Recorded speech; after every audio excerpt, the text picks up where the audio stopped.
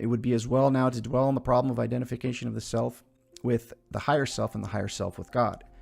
Jung, who, after having explored the sexual or Freudian layer and then that of the will to power, the Adlerian layer of consciousness of the human being, encountered a spiritual, mystical, gnostic, and magical layer during the course of his clinical and psychotherapeutic experience.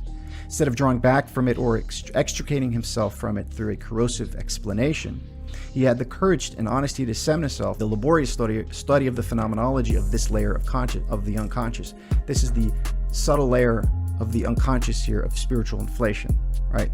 Now this broadening of this field of exploration also proved fruitful. Jung's arrival at his discovery, which at first racked him, preventing him from speaking of it to a living soul for 15 years, had its train of consequences, including the knowledge and description of some dangers or temptations belonging to the way of initiation and the process of individuation which corresponds to it. One of these dangers, which are at the same time trials or temptations, is that which Jung designated by the term inflation, which signifies the state of consciousness of the self inflated to excess, and which is known in psychiatry in its extreme manifestation by the term megalomania. Here's a quote from Jung on this inflation.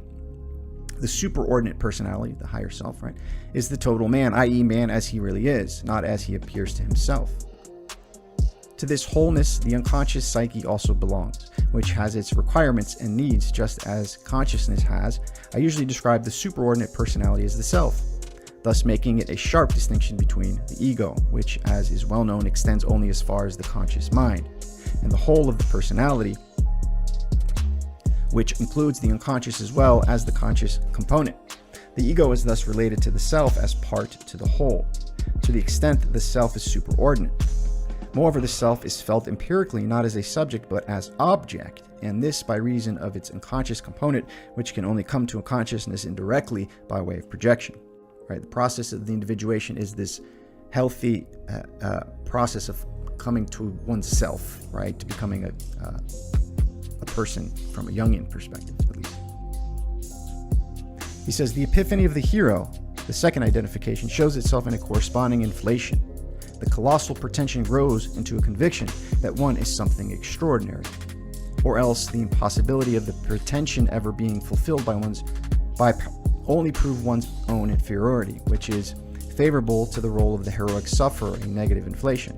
So there's a both positive inflation and a negative inflation here that is outlined.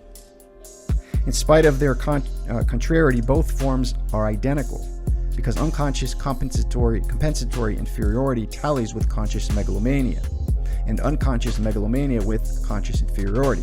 You never get one without the other.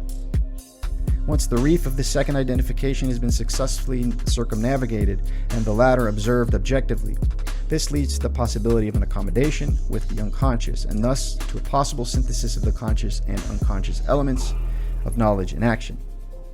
This in turn leads to a shifting of the center of personality from the ego to the self.